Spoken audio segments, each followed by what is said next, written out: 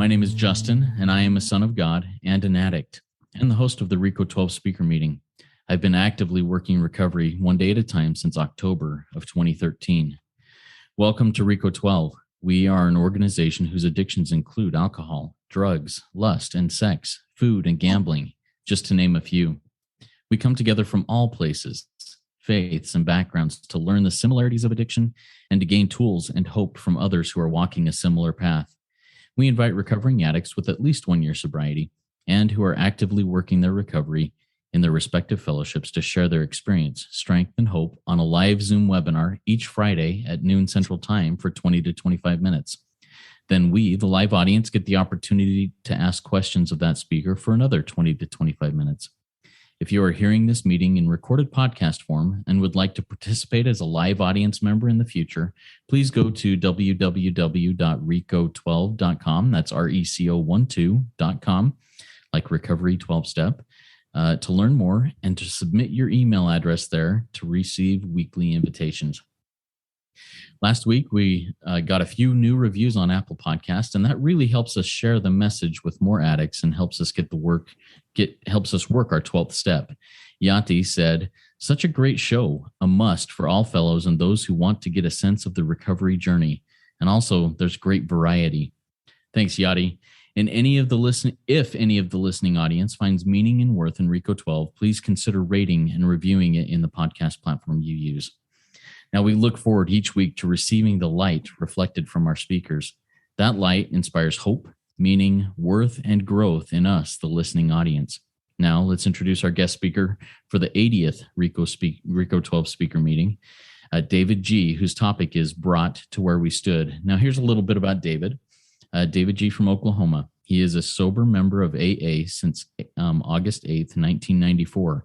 Having had a life-changing spiritual experience in 1995 as a result of the 12 steps, as outlined in our big book. He learned that he had no idea how to grow and develop, how to grow and develop with it. Sorry. He soon found that yesterday's miracle wasn't sufficient for today. Other things began to compete for that experience, and they won out. In 2019, he reached an emotional bottom in sobriety.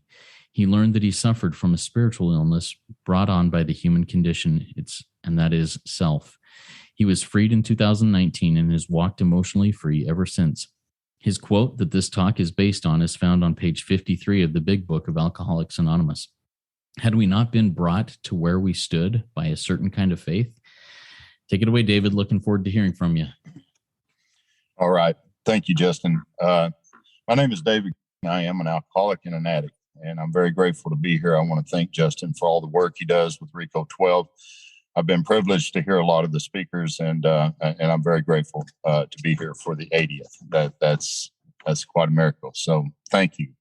By God's grace and as it's been revealed to me through the 12 steps as outlined in our book, Alcoholics Anonymous, I've been sober, clean and sober from alcohol and drugs since August 8th of 1994. I have been sexually sober in the program of Sexaholics Anonymous since October 1st of 2019. Born here in Oklahoma, growing up in a very backwoods sort of place, there was a lot of abuse of all kinds that went on. And it was, I just, like we hear from a lot of our speakers, I just felt like I never fit in from the beginning. I just always felt that empty void. When I was 16 years old, I made a decision that was life-changing. The abuse had continued. I'd lived in a lot of guilt and shame. Ideas, concepts, and beliefs, our book says, which was once the guiding force of the lives of these men. I see how that got developed from the time that I was a very small child, by holding secrets, by believing things that wasn't true. This began to take shape in me, and it began to live as me. And when I was 16 years old with a stick of wood, I hit a man in the head, and it eventually took his life. And it was a very sad time, a very crazy time, and there was a lot of consequences to that. But from there, moving forward and growing up, drugs and alcohol was always a part of my life, even before that incident took place. And it most definitely was after. I've been through a marriage. I had a couple of children, and I just don't like to get into a story, because the narrative of self, it likes to create a story and add to and either take away from. And I just don't like to get into all of that. I don't. So really, long story short, the inability to control my drinking and acting out, that's not what brought me to the 12-step recovery process. What brought me to the 12-step recovery process was the jumping off place described on page 152 in our book. And that's why I'm here today. Now, I could go into the story of all of that, how that took place and all that. But let me just tell you this. Through a lot of years of suffering, I ended up in the doors of Alcoholics Anonymous in 1994. And I was brought there by an incident that happened. I was running from the law. I was being chased. I ended up in a very, very rough area here in southeastern Oklahoma. You just do not come to this place and act crazy. And I ended up starting a fire, burning most of the place down. And, I ended up escaping that without getting killed, obviously. And I ended up with a bunch of full-blood Native American Indians. And that's where my recovery began. They took me in. They began to teach me their ways. The sweat lodge, they began to teach me the different ceremonies that they were a part of. And my first spiritual experience ever was from a sweat lodge ceremony that had taken place in southeast Oklahoma.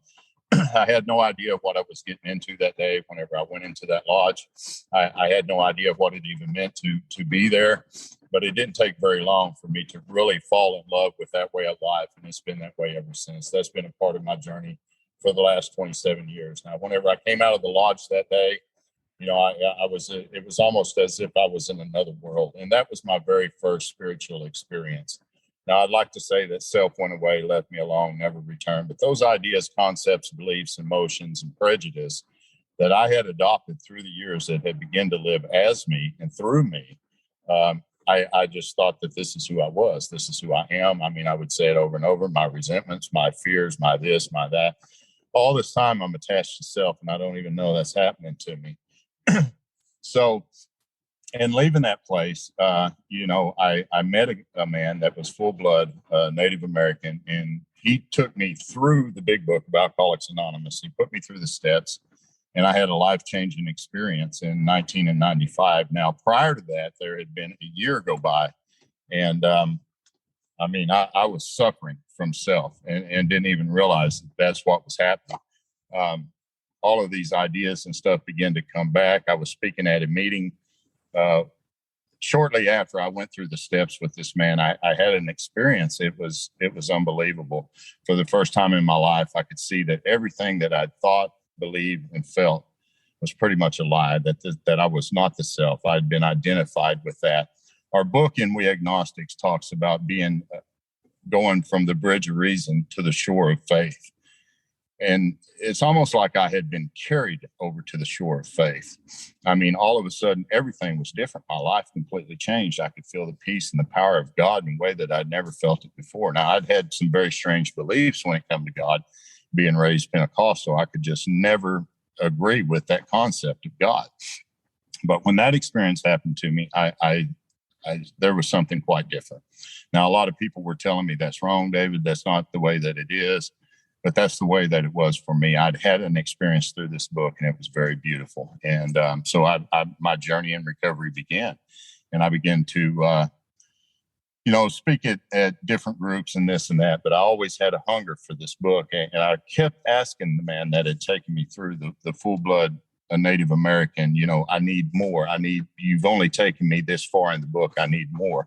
And there's got to be more. And he said, I've taken you as far as I can take you. I can't take you any further. He said, but I tell you what, there's a conference going on in Oklahoma City, Oklahoma this weekend. It's called the Midwinter Conference. And there's a man there named Charlie Parmley. Now, he was of Joe and Charlie, although I didn't know that. And he said, if you will talk to him, he said, I think that he might be able to help you get to the next level of where you want to go with the book. So I went to the Midwinter Conference, and I did meet Charlie. And actually, Charlie became my sponsor shortly thereafter. And Charlie mentored me through the big book.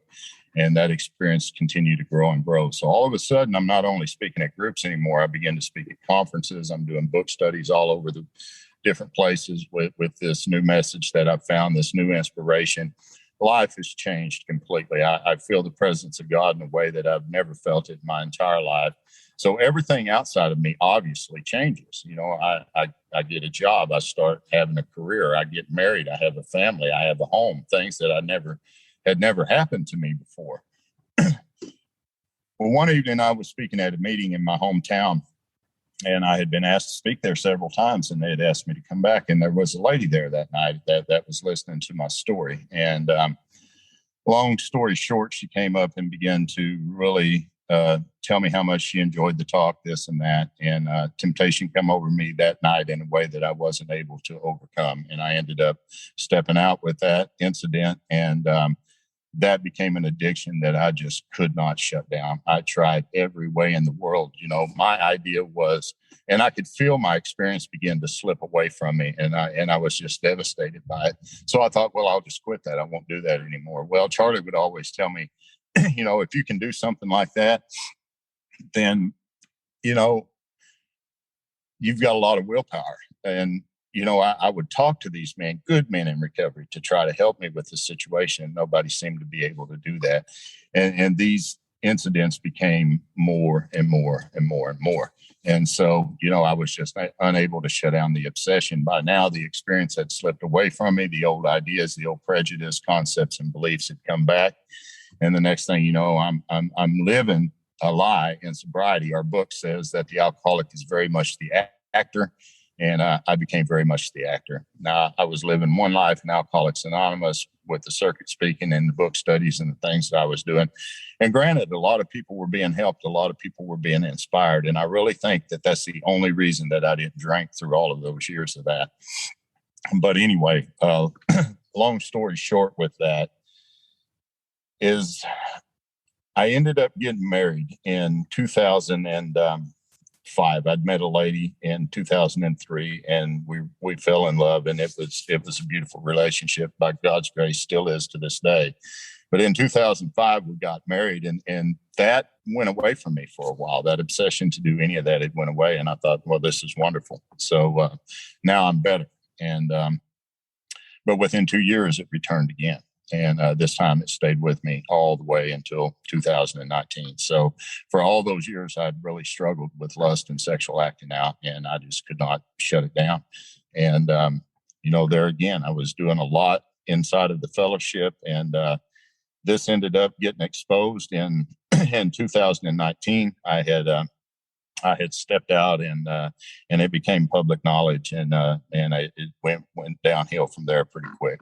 So the power of the mind and the ego and the self and the realization that I had with that at that time, I'm so completely identified with this now that I'm at a bottom. I'm completely devastated. My marriage is most likely gone. I'm exposed in the fellowship of Alcoholics Anonymous, and it's self-will is running riot with me. So I was asked to come and do a big book study conference in Shreveport, Louisiana at the Tri-State Conference. And I'd had a very rough week. I'd been caught. All this was going on. My wife hadn't quite found out yet, and I knew in a short time it was going to be. So I needed to go to that conference just to get away. But the power of the mind really had me defeated. It really did.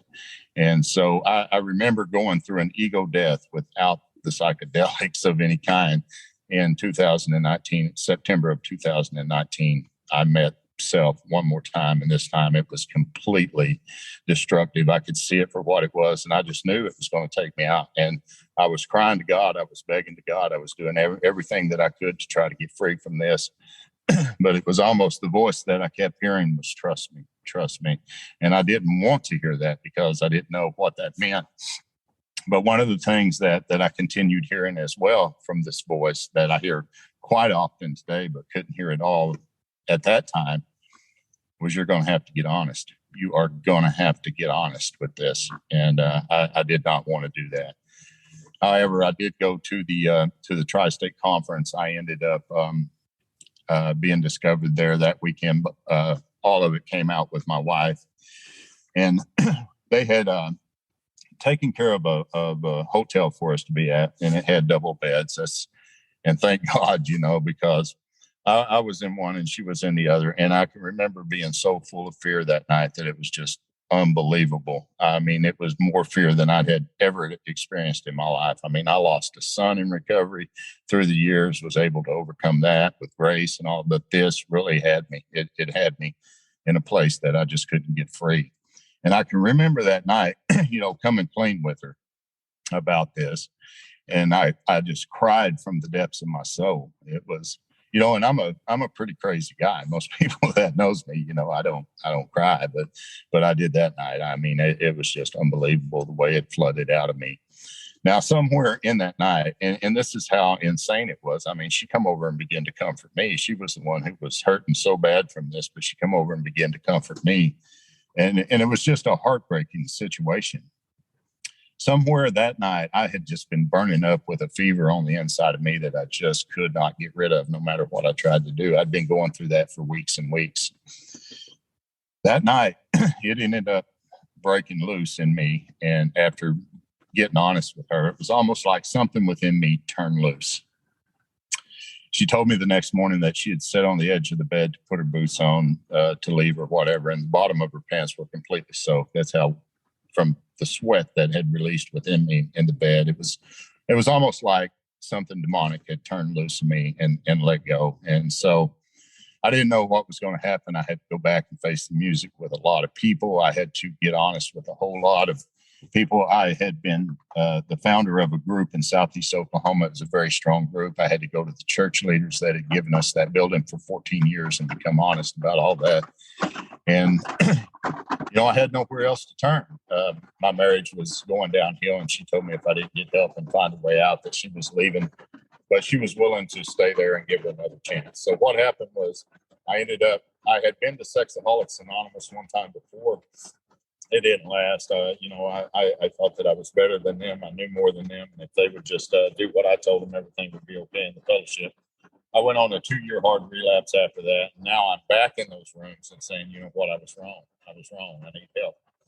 It didn't take me very long to discover that the recovery as I had known it through the years and the recovery in the way that they were practicing it there was somewhat different. And I seen for me that it probably wasn't going to work out very well, because there was a lot of meetings and there was a lot going on, but there was not a whole lot of recovery and sobriety time there. And that really scared me. It frightened me because I didn't know what was going to happen.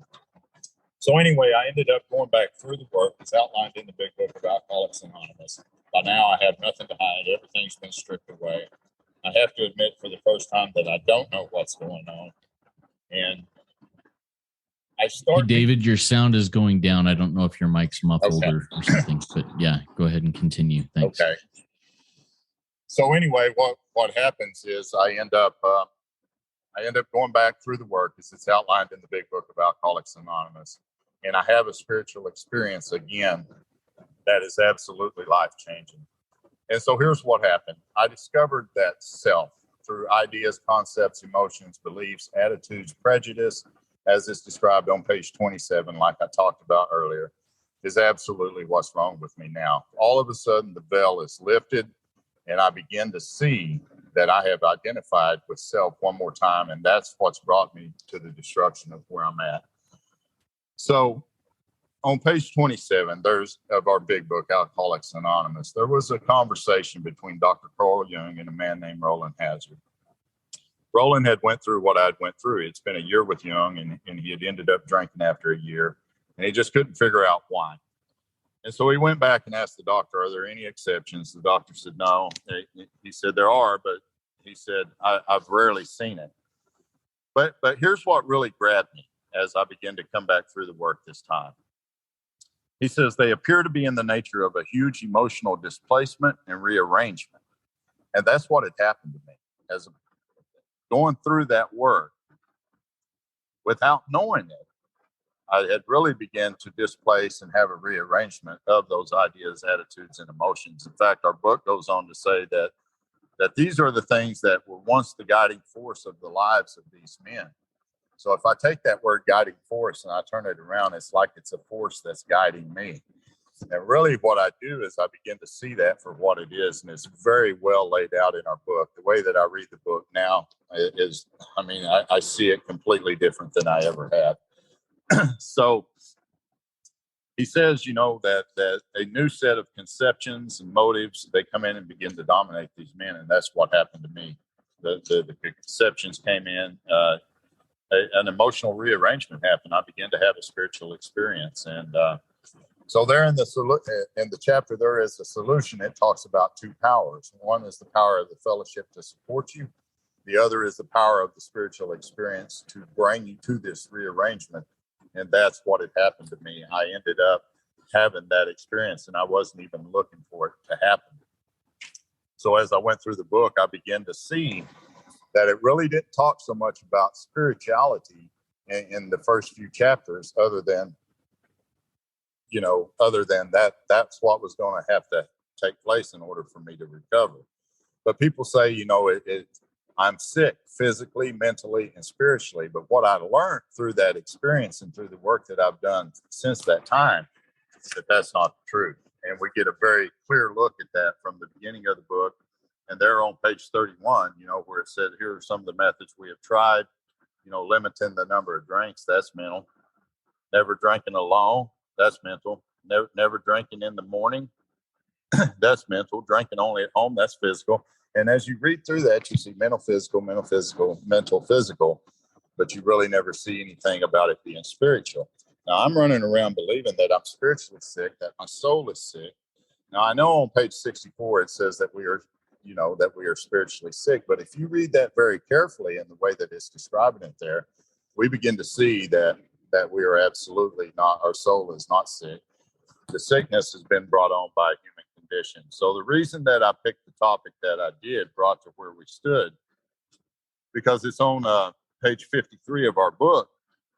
It says this: that was natural, talking about these feelings that had constructed our life.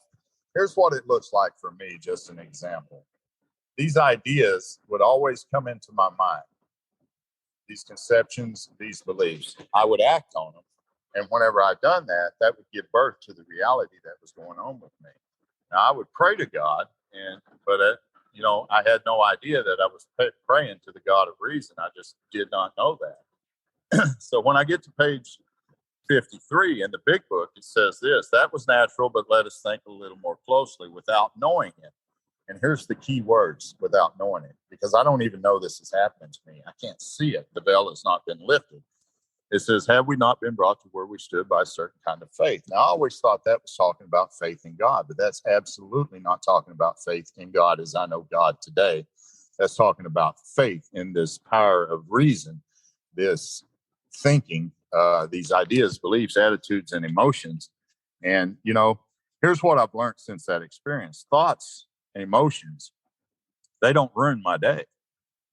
Faith in these thoughts and emotions, that's what ruins my day. In fact, on the very next page, 54, it says this: have we not come to believe in our own reasoning? That's small r there, not capital. It says, did we not have confidence in our ability to think? And here's where I start seeing it in this sentence right here. It says, what was that but a sort of faith? So what I'd done is I'd put faith and self-reliance up on this condition, and I didn't even realize that it happened to me. And whenever I began to see that clearly, the veil lifted, I began to have a spiritual experience. And not only did I get sober, I recovered from a hopeless state of mind. And it was the most beautiful experience. This time I know what to look for, because I had that experience back in 1995. I was carried to the shore of faith. I was running around there, but nobody ever told me, David, continue to watch for self. Continue, because if you don't, you're going to end up right back where you were at. So some of the things that have happened to me since that time, I today sponsor about 20 men in the program of Sexaholics Anonymous. By God's grace, every one of those men are sober today and beginning to wake up from self. Now, that has nothing to do with me, trust me, other than bringing this experience to them. Honesty comes from it comes to me. It doesn't come from me, for sure. So here's what I learned in inventory as well. I'm not really writing about who I am. I hear that in the meetings a lot. I get to discover who I am through inventory. That's not my experience. It's not about who I am. What I'm writing about is who I've become based on a narrative that was given to me by self, which is ideas, concepts, attitudes, and beliefs. And here's why I say that about that page. And I don't want to, I mean, if your experience is different, that's your experience. But, on page 64 of our literature, it's very clear to me. It says this. We took stock honestly. First, we searched out the flaws in our makeup, which caused our failure. Being convinced that self manifests in various ways is what had defeated us. We considered this common manifestation. So there's two things that jump at me here. One is self. The other is us. It is not the same. Now, prior to this, I mean, it's a beautiful description of it. I don't have time for that, but anyway, it says we considered its common manifestation, talking about selves, not ours. So let's look at one of the common manifestations. Resentment is the number one offender. Talking about resentment, destroys more alcoholic sexaholics than anything else, alcohol, sex, or any of that. From it, talking about resentment, stem all forms of spiritual disease, not from the spirit, not from the soul, from it, resentment, which is a common manifestation of self-manifested. See, I thought it was me out here doing all this. What I've come to learn is self doesn't have arms and legs. It uses mind. It's disguised itself as me. I believe that it was me, and I'm running around and I'm doing all this stuff, and I can't understand why I kept getting beat up after I've worked the steps. I get way up in the steps, and a lot of these ideas, attitudes, and emotion, I'm not good enough. I'm too fat. I don't have enough hair. I don't have this. I don't have that. All of this stuff starts flooding back in on me, and I don't know how to handle any of that. And I end up, I don't drink or I don't use nor I don't act out, but I stay emotionally void. And that's what's happened to me. In fact, when I get to page 66, it's very clear. When it talks about resentment, it says that we squander the hours that might have been worthwhile. We found it is fatal. But here it is. It says, when harboring such feelings, talking about resentment, we shut ourselves off from the sunlight of the spirit. Not the spirit, the sunlight of the spirit. So the human condition shuts me off from the sunlight of the spirit, disguises itself, makes me believe that it's my soul that is sick, and that I'm not going to get better unless I do this. I sponsor more guys, read more books, go to more meetings, do this, do that. I do all that stuff, and I'm still emotionally dead on the inside, and I can't figure out why. When I get to principles and inventory this time, I take a very different look at it, because now we're talking about values and beliefs about David, the things that I believed about me. And these are the things that I took a look at in inventory and was able to hold those beliefs to the light after 25 years and was able to let them go. It's been a beautiful process ever since. I walked emotionally free. Step 10 has become 10 and 11 is all about the new thought awareness. That's all it talks about is, this thought, how can I best serve these? These are thoughts which must go with us constantly. On awakening, let us think about the 24 hours ahead. We ask God to direct our thinking. We will see that God gave us brains to use, on and on and on. We ask God for inspiration, intuitive thought. So it's all about, one system of thought is unreal. The other is real. Which one am I living in today, even in my sobriety? Page 84, real quick. I know my time's about up. I'll end here, but it says, there's 5 things that I need to watch for as outlined in step 10. And I'd never done this in all the years. I just never done it. It says these 5 things that I'm going to continue to watch for self, dishonesty, resentment, and fear. Because if I don't, it's going to begin to roll down the hill like a snowball again, and it's going to get bigger and bigger until it takes me out. So I need to watch. When these crop up, I ask God at once to remove them. It's beautiful the way it lays it out here. When these crop up, I ask God at once to remove them. I discuss them with someone immediately, make amends quickly. If I've harmed anyone, then turn my thoughts to someone I can help. I don't even have to help anyone. I just need to turn my thoughts in that direction to do that, because it's all in my thoughts anyway, right? 5 things it's asking me to do. 1 is watch. 2 is ask. 3 is to apologize. 4 is to make amends quickly if I've harmed anyone. 5 is to turn my thoughts to someone I can help. And once I do that, I'm placed back in that position of neutrality, safe and protected, not from lust, not from alcohol or drugs, but from the self that always convinces me that it's me. I've walked emotionally free ever since that day. I've looked to go back through the work many times. I'm to a point now to where a lot of people don't want to take me through it because of my experience, and that's okay. I'm okay with that today. But I am returning to my Native American ways. I'm beginning to work with shamans and do different things in my spirituality. And God has blessed my life in a way. My marriage is in a better place than it's ever been. My son is heroin free after many years. This experience has happened to 20 men, and I'm seeing the fellowship grow up about me in a way I never could have imagined. So God is good.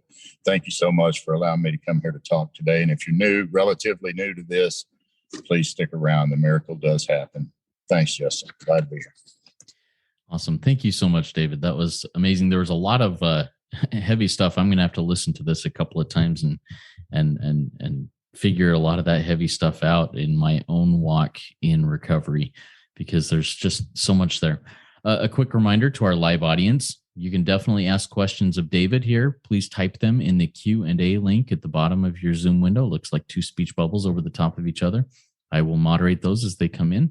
I've written down several questions, and we'll get started on the Q&A portion now of this meeting. First question I have for you, going back towards the first part of your share, David, you talked about, being a longtime active, doing the part of Alcoholics Anonymous, speaking, sponsoring, carrying the message all over the place, and then recognizing that your sex relations were just in trouble. Did you find it necessary? And it sounds like you did, but I want to understand why. Why was it necessary, do you think, to start attending a second fellowship that was specific to sex issues, for example? Why do you think that was necessary for you? Well, for me, it was because I had tried everything else. I had went back through the steps the way that they had been given to me before, and I would get a little bit of relief, but the obsession would always return, and I would go again and again. So here's what happened. The last time that I went through this work with a man from Cedar Rapids, Iowa, he had very much taken me through it the way that he had been taken through it by the late Don Press. That's my sponsorship lineage. And he was the first man that had ever sat down with me after the fifth step was over, after he listened to the fifth step in recovery. And he said, David, you're going to have to find people that can help you. He said, the Fellowship of Alcoholics Anonymous is not going to be able to help you. And I felt like Roland Hazard as the gates of hell, the doors had closed with a clang. I said, my God, that scares me to death to hear you say that. And he said, you're going to have to find people that have been through the same thing that you've been through, walking the road, that can help you with that. I mean, you have the program, you're sober, but a lot of us don't relate to you and what you've been through with that. So you need to find people who do. And I knew immediately where to go because I'd been there one time before, and it didn't take. I wasn't ready or whatever the case may be. But for me, that was the reason that I returned to a second fellowship. And thank God I did, because I met people that were able to understand me. I could talk about this freely with them. There was no judgment. There was no criticism. There was brotherhood. And I was able to begin my journey of recovery with that. Thank you so much. My first thought was, is it that the solution was not found in Alcoholics Anonymous?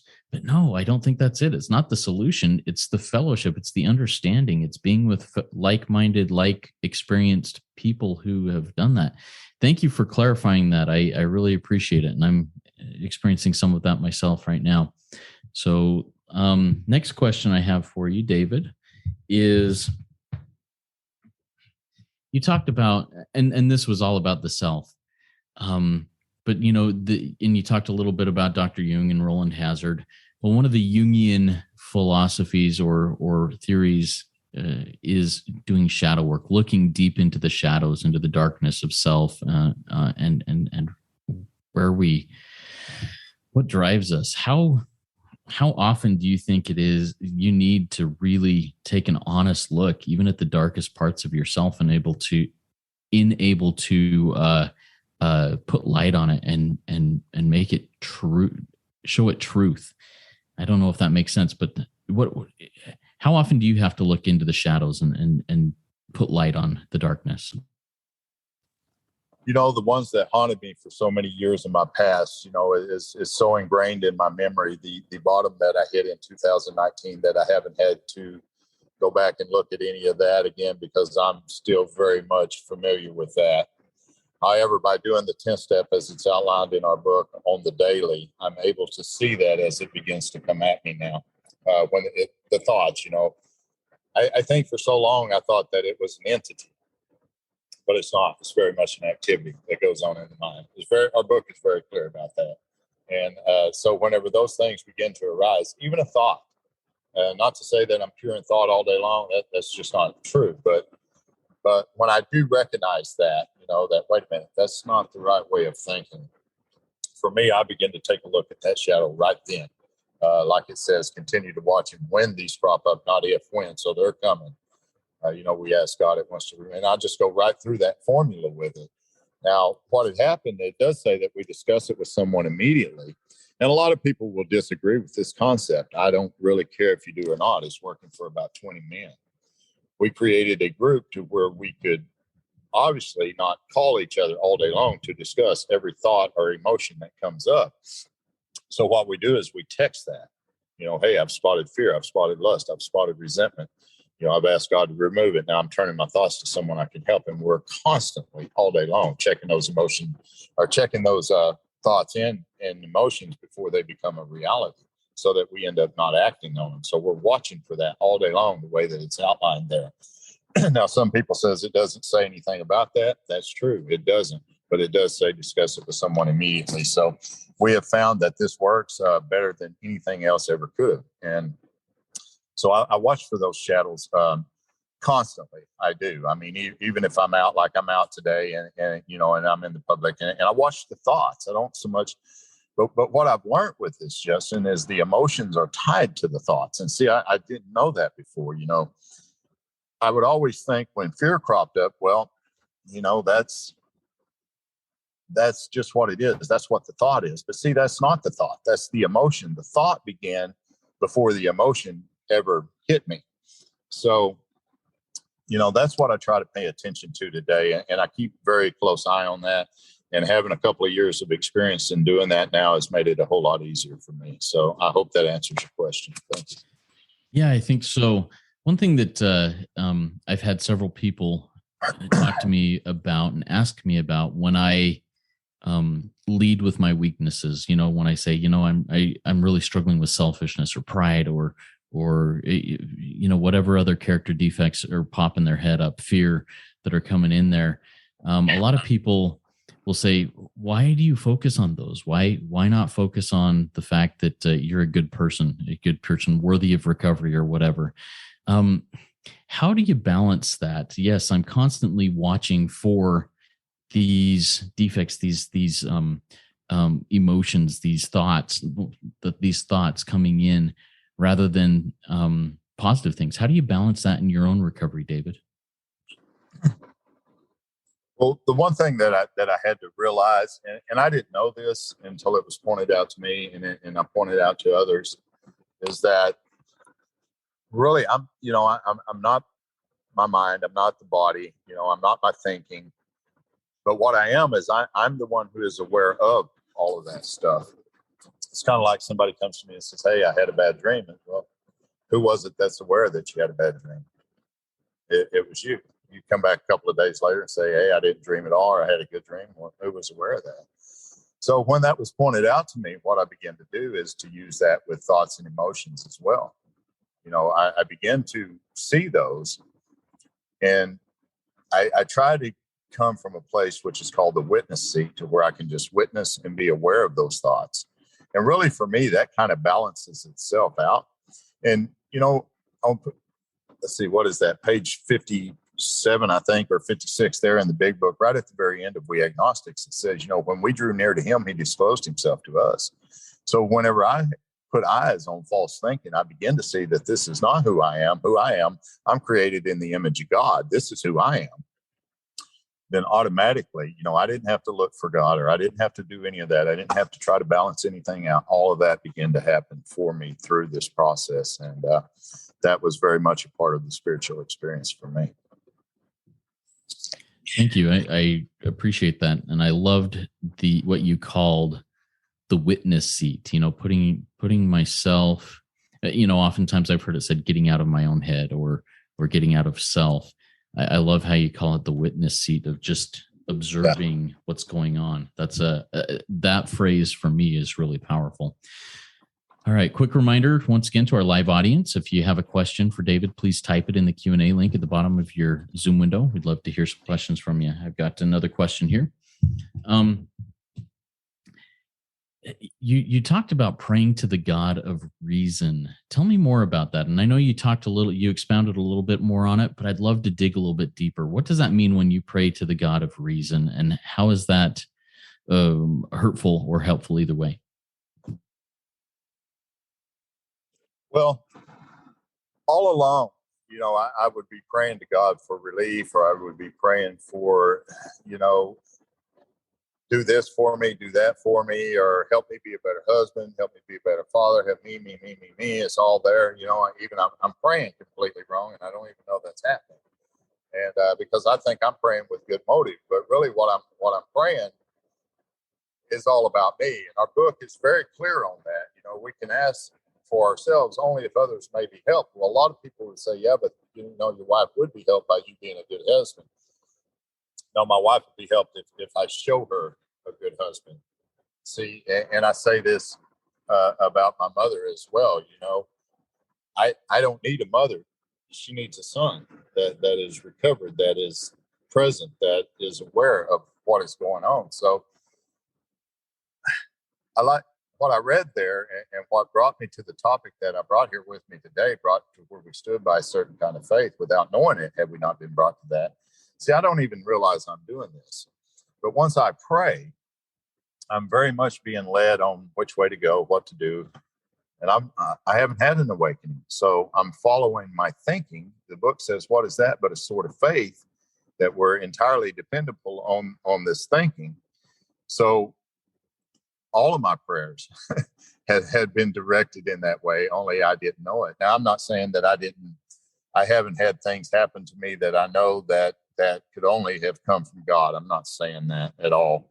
But what I am saying is that whenever I pray, the reality that ends up happening in my life, you can very much tell that wasn't from God, that was from self. So really what had happened is the prayer that I'd put out into the universe, thinking that I was praying to God. Really, I was praying to self. I just didn't know it. So I love that. And one of my mentors in recovery, he talks through steps 10, 11, 12, kind of like this. I need to watch, and that's step 10, watch. And if I'm not watching, and I'm going to quote him, I won't know what the hell to pray for in step 11. So I pray for what I see, and then I go and do. I get my marching orders in that prayer and go and do. But like what you said, turn my thoughts to others. Sometimes it's more of okay, I'm going to pray for that other person rather than get up and go do something for that other person. But I love that. Watch, pray, and then go and do. Excellent. Yeah. What other, David, what other words of wisdom or advice do you have for someone who is brand new in walking into maybe the rooms of recovery for the first time this last week, and they listen to this? What words of advice do you have for that person? Well, the one thing that I would say more than anything else is find a strong support group. And, it was told to me that take a few minutes before the meeting, listen to the chatter that's going on, listen to the people inside of the room, what they're saying, and listen to them a few minutes after the meeting is over. And if what they're talking about outside of that or outside of the Zoom call doesn't line up with what they've been talking about inside that meeting, it may be a pretty good idea just to disregard all of that and look for something else. I mean, I've learned to be respectful about that. But if you're brand new, and this is what I tell my guys, there's a difference between staying sober and recovering from the disease of alcoholism, sexaholism, which is ultimately self. I don't really care what your addiction is. It all takes off from the same airport, and that's self. We're very aware of that now. But if I can't find somebody that can put me into the book and show me the directions on how to recover rather than to tell me what to do with my life, if anybody is new, I would really ask you to consider watching for that, because that's what I see in our fellowship more and more. There's a lot of wonderful things said. We must go do interventions. We must do, my book says none of that. It says, if we are to find God, the desire must come from within. And so there's a lot of things that we hear in the room that doesn't line up with the book, and that don't line up with our book. And so I would be very careful about a whole lot of talk. I would be looking more for someone who is demonstrating a life outside of the fellowship, who has a good marriage, who has a good career going for them, people that are respected, people that can put you into that has time to take time to talk with you. There's so many things that I tell new guys. My guys, I start in step 10, day one. I don't care if they've been here one day or if they've been here 10 years. I don't care. Because if you're not watching for this, it's going to slip back up and overtake you in your thoughts. It just is. Now I do tell them this. What this looks like now and what this will look like after we work the first 9 steps as outlined in our book is going to be a completely different experience. But you've got to have something to hold on to right here and to watch for those thoughts daily. Send me a nightly review by email, answering those 9 questions on page 86. Be very specific with that. I start them with that from day one. And I have seen that has more, seems to be more effective than anything else. And old timers would question me and challenge me on this. They'd say, yeah, well, why do you do that? I mean, it doesn't say in our book anything about doing that. It very much says something in our book about doing that. It says this thought brings us to step 10, which suggests we continue to take personal inventory, to continue to set right any new mistakes as we go along. We vigorously commence this way of living as we cleaned up the past. So as we clean up the past in the first 9 steps, we vigorously commence this way of living from day one. The founders of Alcoholics Anonymous, self-examination, prayer, and meditation started day 1, not day 50 when you get to that point. So yeah, please just find somebody that has recovery, not just sobriety. Love that. And with that, I'd like to ask you this question, if you wouldn't mind defining for me and for our audience the difference between abstinence, sobriety, and recovery. Is there a difference between those 3 terms? You talked about sobriety and recovery difference, but is there a difference in those 3 terms? And if so, what is it? For me, it looks like this. I know how to stop. Just quit. Just don't pick up anymore. But how do you live with the emotions, the ideas, the concepts, and beliefs that beat me up on the daily? How do you live with that without returning back to something to take that mental stress away from you, no matter what that may be? So if I'm just absent in the rooms and I'm coming to the rooms and I'm emotionally feeling like something's not connected on the inside, that's because I haven't experienced recovery yet. Now, I do have sobriety, yes.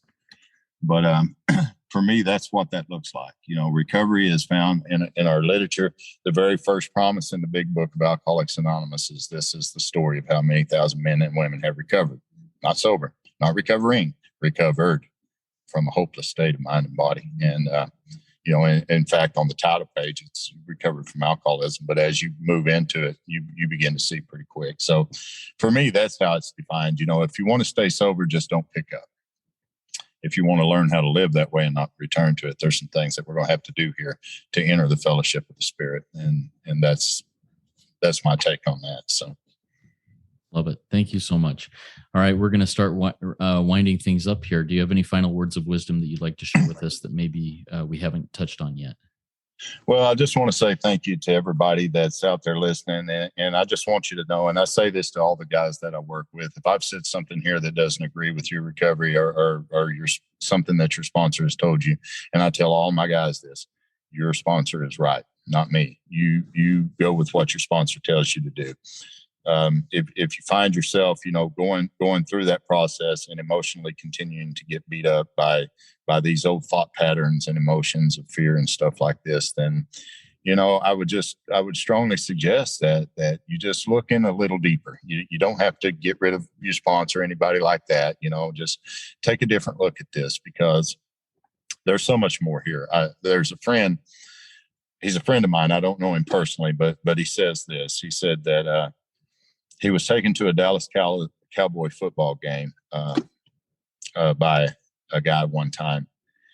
And the guy, they parked in the back and they walked up a long hallway and they got all the way up to the top. And the guy said, "Oh, I didn't tell you, we're going to sit up here with the owners. Is that okay?" And he said, "Is that okay?" "Yes, that's okay. Absolutely, that's okay." And he said what he experienced was something completely different than he had ever seen on TV, that he could have ever experienced just sitting in the stands with the rest of the people.